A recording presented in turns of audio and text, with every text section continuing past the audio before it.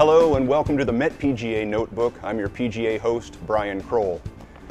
We're filming today at the beautiful Fresh Meadow Country Club here in Lake Success, New York. A little light rain falling down, but it's a welcome rain. It's been a long, hot summer and the superintendents love to see this coming down. And I know these three guys can vouch for the active season we've been taking part of here at the Met PGA. My good friends and fellow PGA pros, Mark Brown at Tam O'Shanter, Frank Benzel across the bridge at Century, and our host professional, Matt Dobbins. Guys, thanks for joining me. Thanks for having us. Good to be here. We've had a lot of great events already this year in the Met section, and one annual event we always look forward to, the Lennox Advisors State Open. And Mark, you've won this event a couple times. Talk about the experience at Bethpage Black. Bethpage Black is it's an opportunity for all the professionals to test their skills on a U.S. Open venue out there. And you know, it seems like the golf course always wins out there at Bethpage. It's just demanding, it's long, not a whole lot of birdies opportunities out there, but it's just a fun challenge to play every year. It's an amazing test. It's a very difficult driving course, very difficult iron course. So tee to green, it's just so difficult. You have to bring your A game to Bethpage.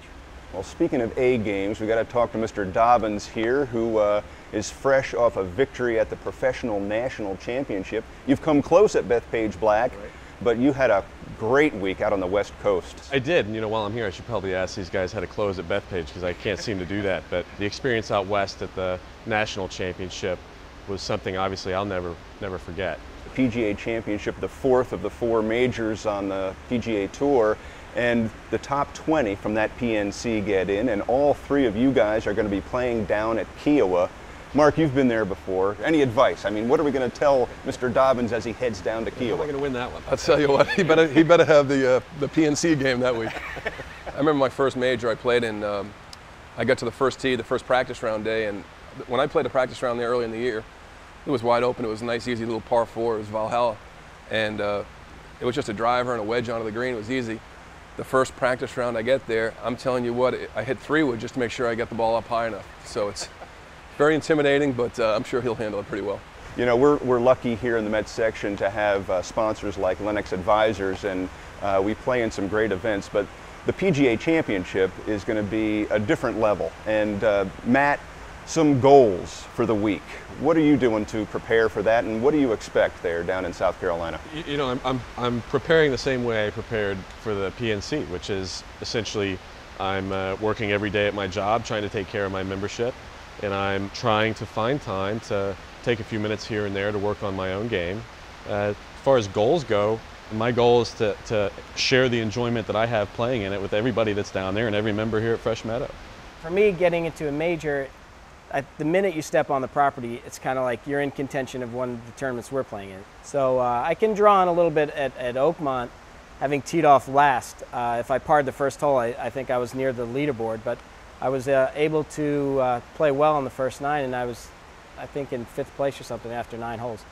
Going to the first tee with the cameraman holding the camera and walking in front of me, you know, it was a little different for me. I think just if we made the cut right now, it would be pretty cool for our membership to kind of sit in the grill rooms and sit back and watch us and kind of root for us. It would be fun. Well, we're all rooting for you as well. The Met PGA Notebook continues, but first, a golf tip from Mark Brown brought to you by Lennox Advisors.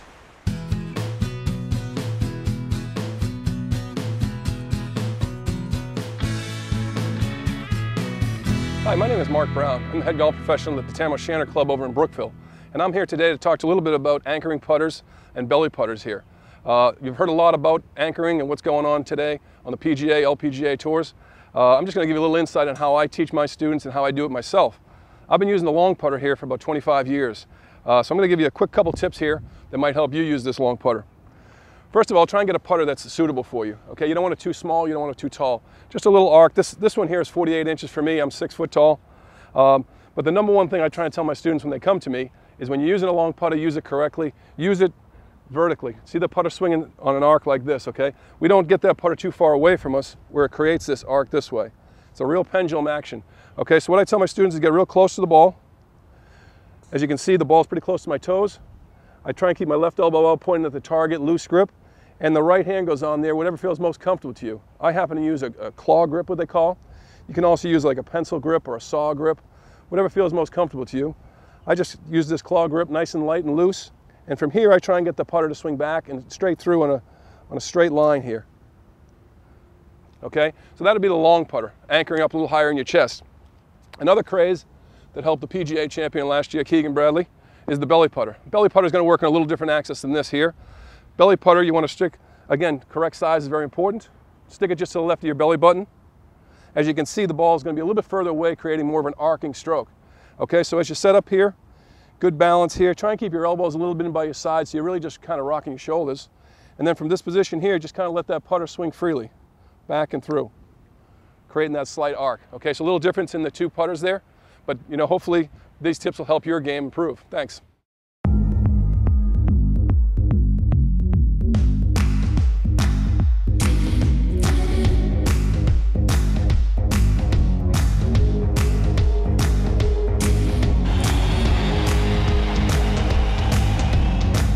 What's that great old saying about strangers?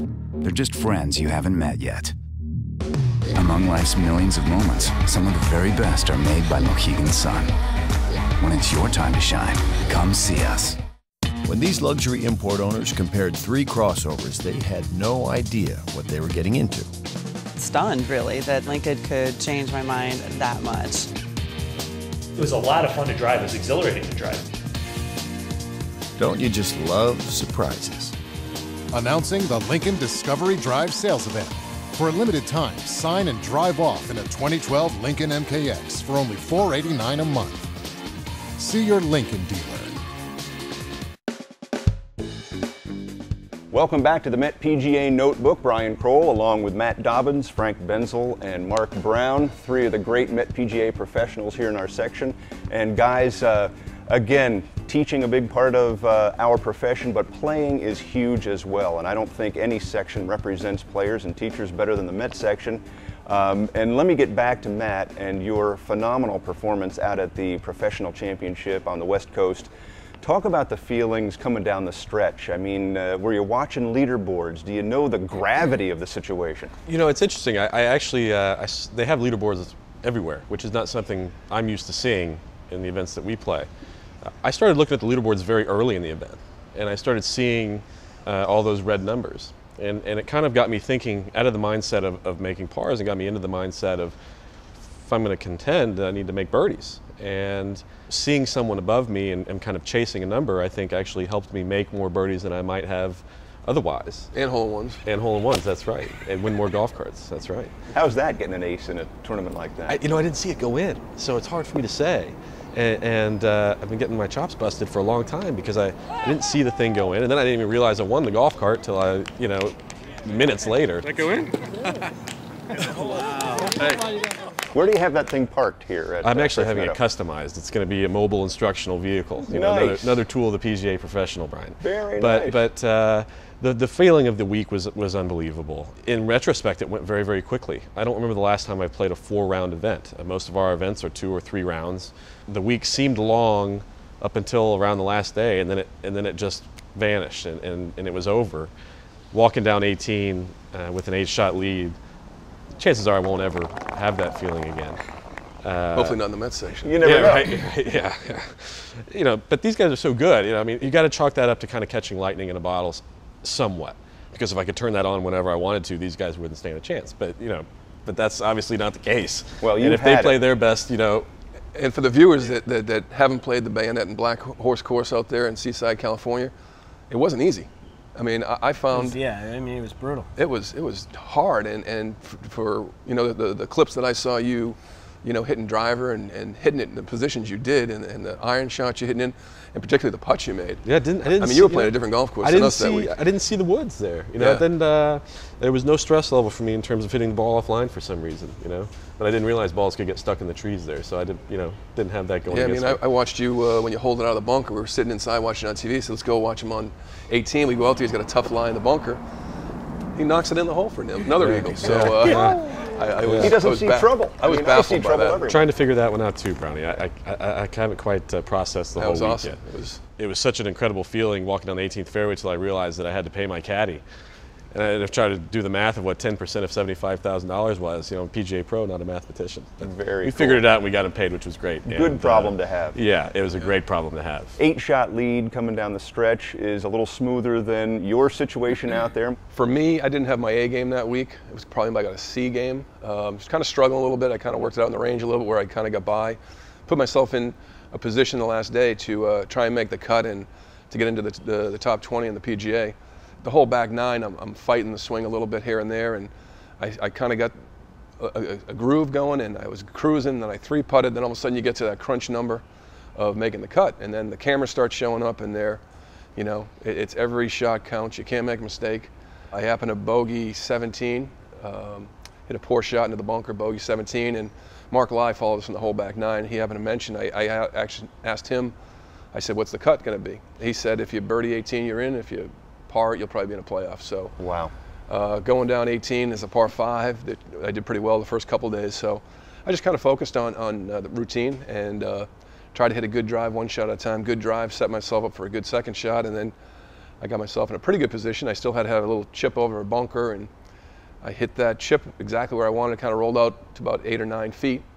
I knew I had to make it. A lot of cameras were right there, and the funny thing is my 2 playing partners that day, one pretty similar to mine. The ball kind of went up to the hole and bared off to the right. I said, great, that's the way I thought it was going to move.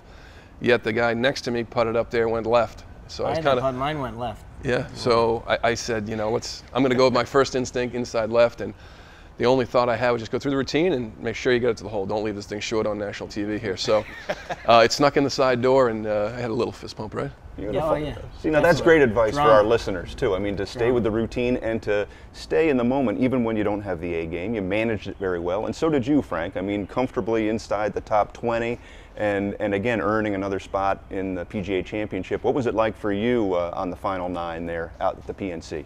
The whole week, I felt pretty good about my game, and I was so impressed with how Matt played because of the difficulty of the course and the circumstances. He started out playing great. He played even better, and guys who have been there were like, you know, who's this guy, and is he going to close it? And I'm like, you know, he's always been a great player, great ball striker, and anytime I've played with him, you know, they were doubting Dobbins. I can't believe they were. Believe it. Not anymore. Questioning, Not anymore. you know, is he going to be able to close it? And you know, no one really knew, and obviously he had what it takes because he didn't seem like, you know, he was unflappable the whole time. But for myself, I think I had the thought of trying to contend and not worry about the top 20 and just keep my sights on winning, even though he was running away. Who knows what the last couple of rounds might bring, and if I had a couple great rounds finishing, you know, you never know. So I was excited about going to the PGA, and how could you not be? Absolutely. And of course, congratulations as well to Danny Balin of Burning Tree and Daryl Kessner at Deepdale, joining you 3 as 5 representatives of the Met section in the PGA Championship. But of course, our jobs involve more than playing and teaching. There are great programs, Patriot Golf Day, for instance, some of the junior golf programs, Golf 2.0, and Grow the Game. A lot of elements to bettering golf that we're all involved in, and I congratulate you guys for that as well. And we'll be talking more about those programs as we move on with the show. Folks, we will return with the Met PGA Notebook, but first, a golf instructional tip from Matt Dobbins, thanks to Lennox Advisors.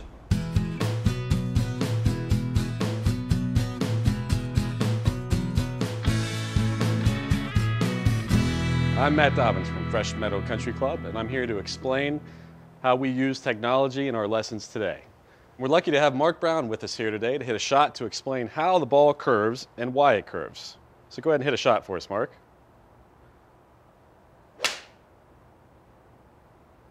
Very nice. One of the ways we use technology here at Fresh Meadow to help our students understand how the ball curves is by utilizing the TrackMan launch monitor. I'll explain just a few numbers here. Mark's club head speed, this is how fast the club was traveling at impact, was 87 miles an hour, PGA Tour level speeds. His club path, or the direction of his club is traveling at impact, right or left, is defined by this number, 6.7 degrees. And what that means is the club head was traveling to the right of the target at impact, a critical component for hitting a draw or a right to left golf shot. Now, once we have the path at 6.7 degrees to the right, we now need to ensure that our face angle is appropriately coordinated with that path. And you can see here that Mark's face was 5.7 degrees open to the target being 0.0. So you can see Mark hit an effective draw or right to left shot with a face that was actually open to the target. So it's important to remember that you need two components to make the ball curve. You need a path that's going a certain direction, in Mark's case to the right, and you need a face angle that coincides with that path if you want the ball to end up at the target.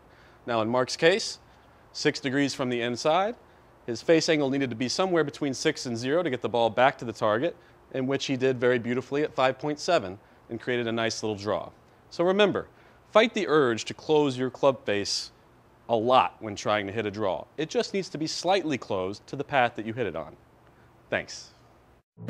All begins at the Barclays. Bethpage, that course is brutal. Ain't for the faint of heart. I like Phil's chances. Webb. Gotta go with Webb. It takes putting, keep it in play and putting. Kuchar's always in the hunt. If you had somebody like Ricky and someone like maybe Strick likes the playoffs. Dustin Johnson can definitely repeat, just saying. Trust me, no one has got a lock here.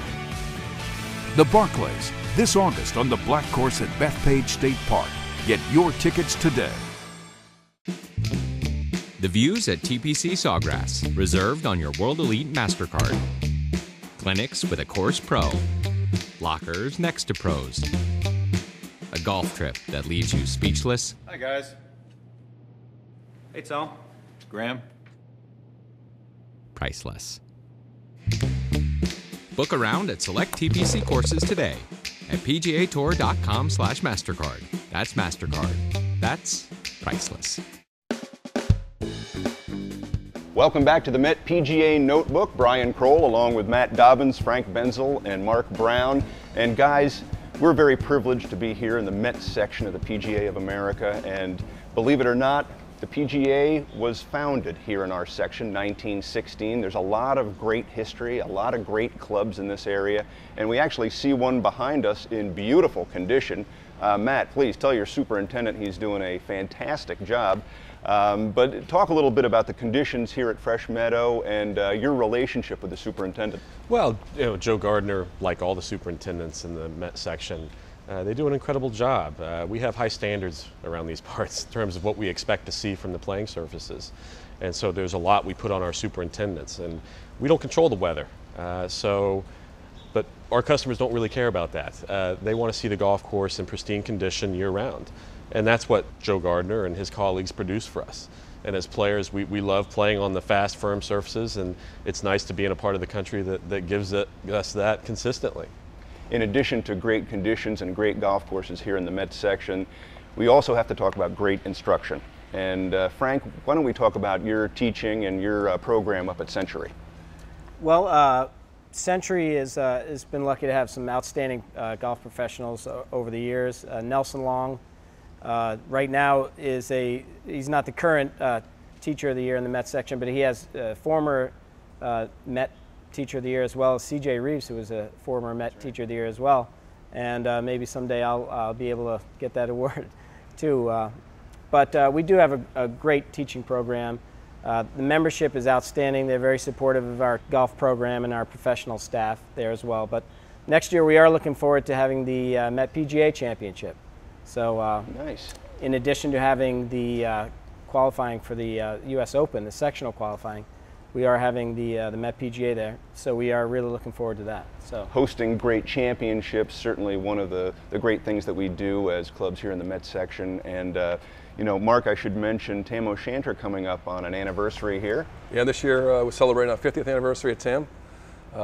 It's really, members are all excited about it. We have a gala coming up soon and a golf day, but they're really celebrating and doing the right thing there at Tam.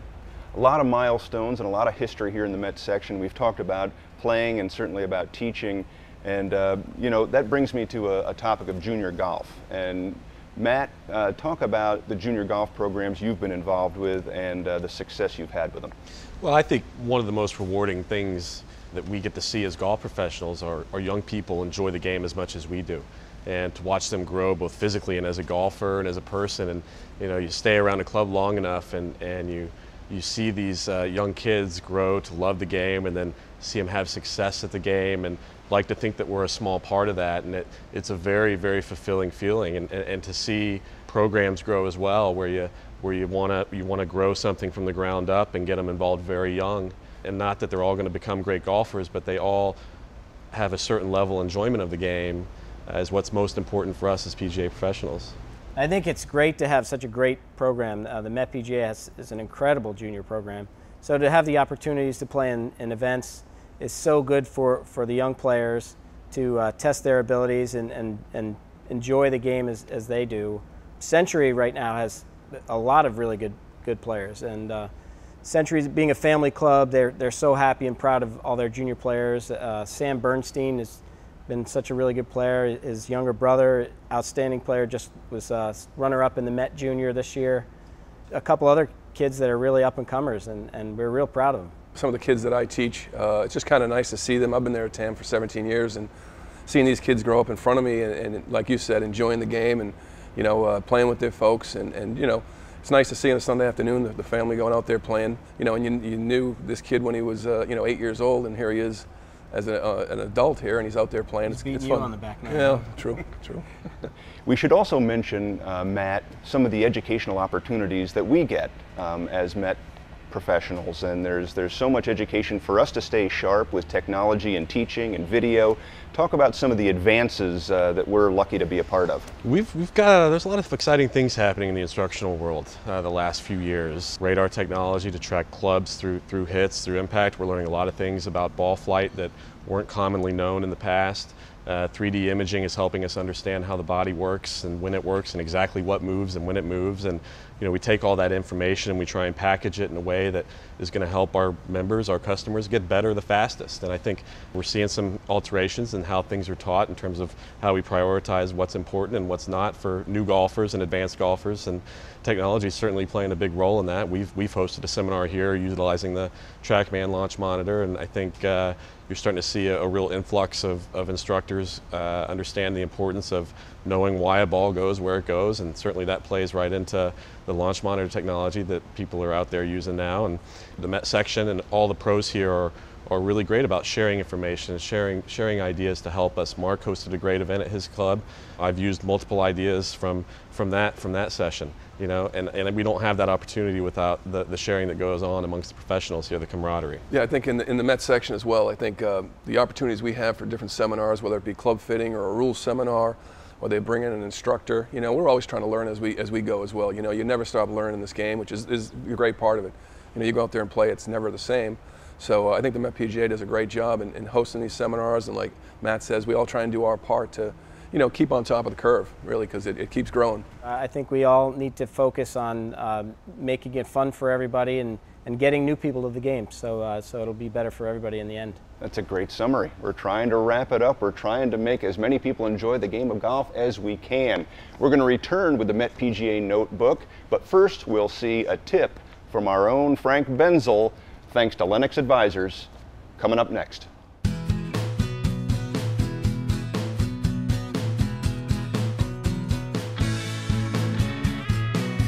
Hi, I'm Frank Benzel from Century Country Club.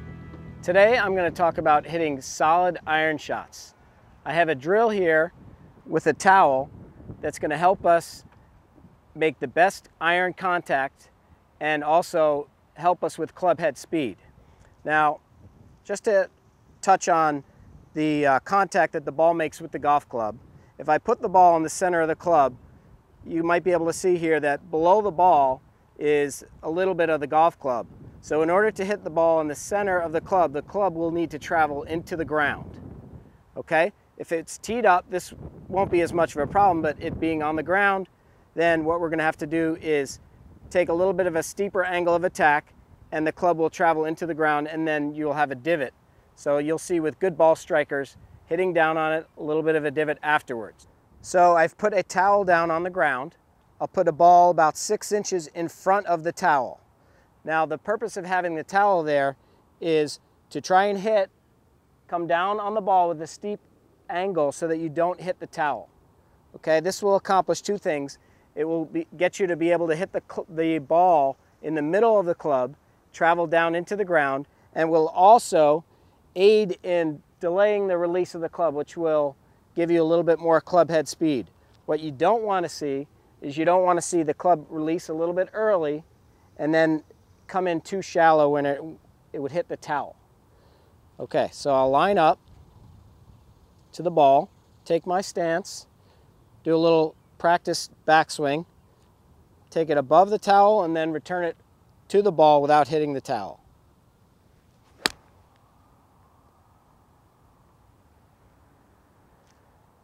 So now I've missed the towel, hit the ball, made good contact with the ball in the center of the club. The club goes into the ground and takes a divot. So if you're able to do that, you'll be able to make good contact and have a good distance on your shot. Welcome back to the Met PGA Notebook. Brian Kroll, along with my fellow PGA pros Matt Dobbins, Frank Benzel, and Mark Brown. Guys, thank you so much for being a part of the show. It was great to have you here. Thanks, enjoyed it. Thanks for having me. Thanks. The Lennox Advisors New York State Open Awards ceremony symbolizes what the Met PGA and the game of golf are all about. 15 youngsters from the Met PGA's Junior Golf Association worked at Bethpage during the final round, providing live scoring and leaderboard updates. Every one of those kids aspires to be as successful as Matt Lowe has become as one of the area's elite junior golfers and amateurs. During the presentation ceremony, Matt Lowe spoke eloquently about the learning experience he gained and the professionalism of Del Ponchak. He handled himself to a way that I would love to handle myself if I was in that situation, and it was really inspiring to me. One can surmise that he aspires to one day be playing professionally and to become as competitive as Del or any of the other great club professionals. Danny Balin, Matt Dobbins, Mark Brown, Frank Benzel, and Darrell Kessner will be playing at Kiowa in the PGA Championship in a major with the greatest players in the world. Kessner has added to that experience by also qualifying for the British Senior Open. For these club professionals and so many others, competing at the highest level is a goal they set for each and every season. And the dream continues for Danny Balin, who still aspires to play on the PGA Tour. Danny will use every positive experience, from his State Open victory to his participation in the PGA Championship, as a building block to realize that dream. Golf is made of dreams, and the Met PGA is in the business of helping them to be fulfilled. Coming up in golf later this month will be the Met Open Championship at Plainfield and the Barclays, the first of the PGA Tour's FedEx Cup playoff events, where the best of the best will challenge Bethpage Black. The Met PGA Notebook returns in October following the Lincoln Met PGA Championship at the beautiful Country Club of Fairfield. Thanks again for watching the Met PGA Notebook.